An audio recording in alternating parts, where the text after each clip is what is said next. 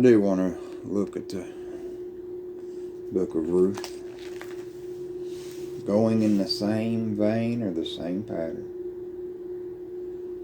God thundereth marvelously with his voice. Great things doeth he, which we cannot comprehend. For he saith to the snow, Be thou on the earth. Likewise he saith to the small rain, and to the great rain of his strength. Let me go back here and we look at the book of Ruth. I just done the one on Abram and the seed captive. And in like manner, here in the book of Ruth, starts off chapter 1. There's just 4 chapters here. Oh, but it's beautiful. Now it came to pass in the days when the judges ruled that there was a famine in the land, a small rain, to show his strength.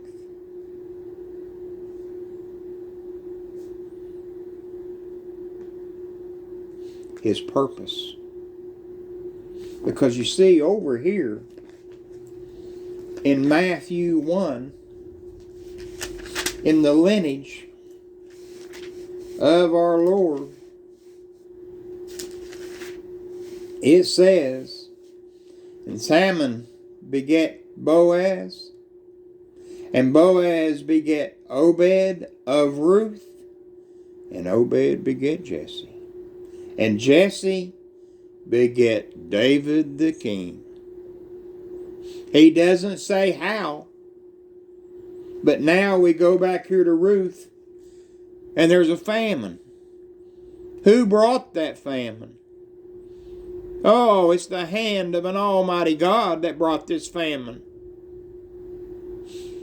He is just in all of his ways. He is righteous. He is sovereign. He declares all. And here he says, and there was a famine in the land. And Naomi's husband died, and she was left with her 2 sons. Verse 5, and they died, and was left with her, and her husband and her 2 sons died. You want to talk about bitter? You want to talk about the Lord bringing snow?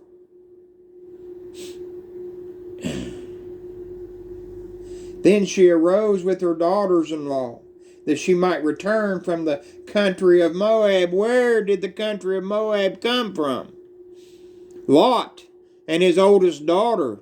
That's where the Moabites come from.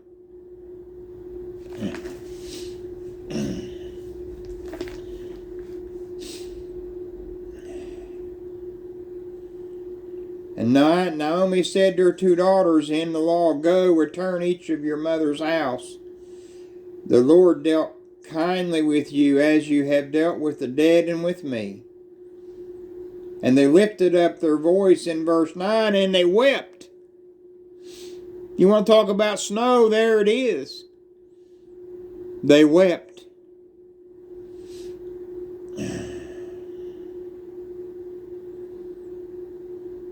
And they lifted up their voice and wept again. And Orpah kissed her mother-in-law. But Ruth clave unto her. Why? Because Ruth and Boaz. And then there will be Obed, and then Jesse, and then David the king. He doeth according to his will in the army of heaven and the inhabitants of the earth, and none can stay his hand or say unto him, What doest thou? This is a famine. He brought that famine. He sent this little family over there. Her husband and her 2 sons he have passed. But yet Ruth clave unto her. Orpha went back, but Ruth clave.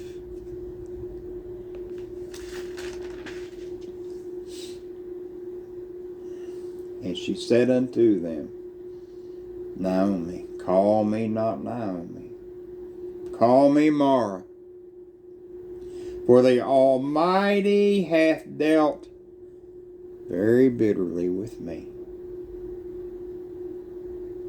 I went out full, and the Lord hath brought me home again empty.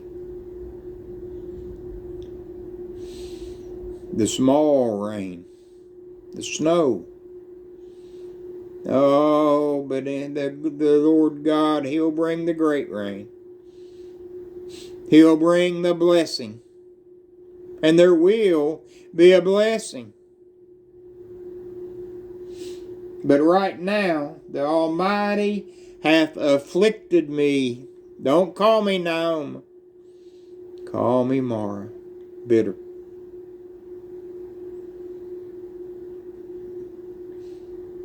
And Naomi had a kinsman of her husband, a mighty man of wealth, of the family of Elimelech, and his name was Boaz.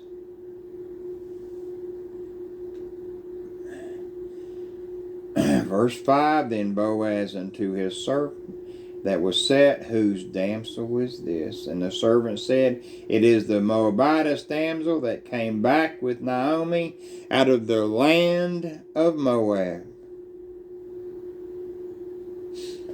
Verse 20, And Naomi said unto her daughter-in-law, Blessed be he of the Lord, who hath not left off his kindness to the living and to the dead.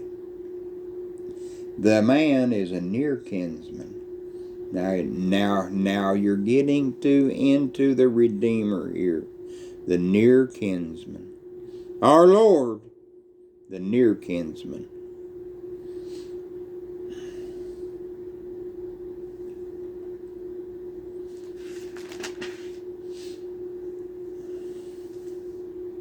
And go to the end.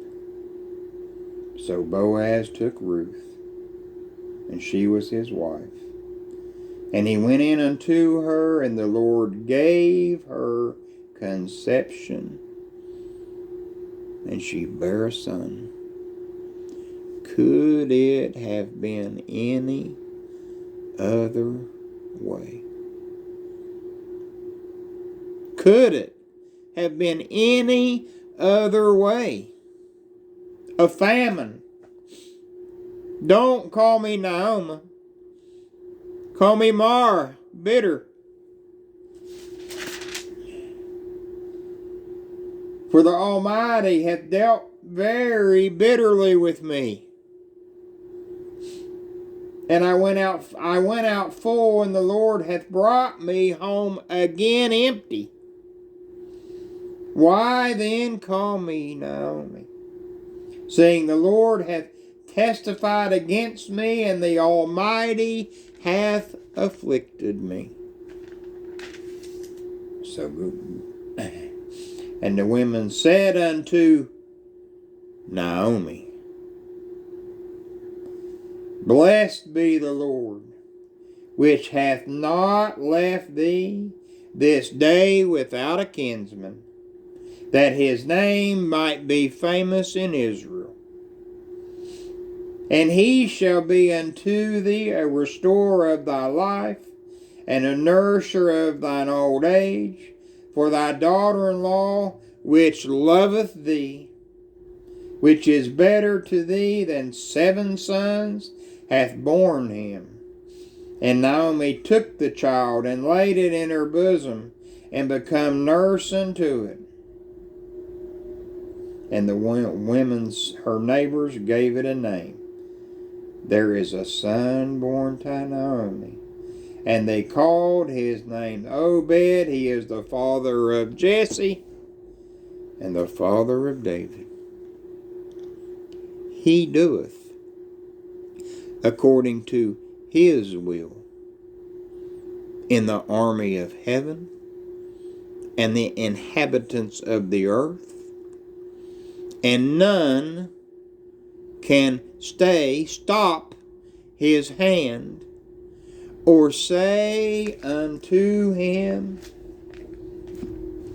What doest thou?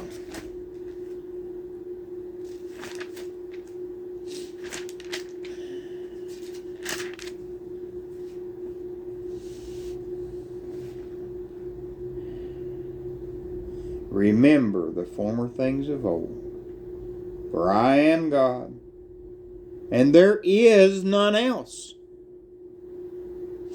I am God, and there is none like me. None. There is none like me.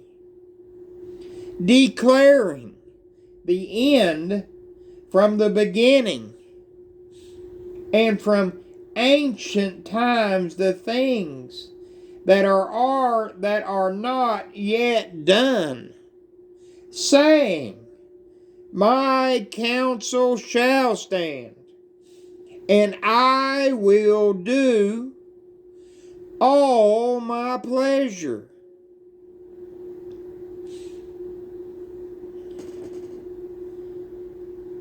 There is none else.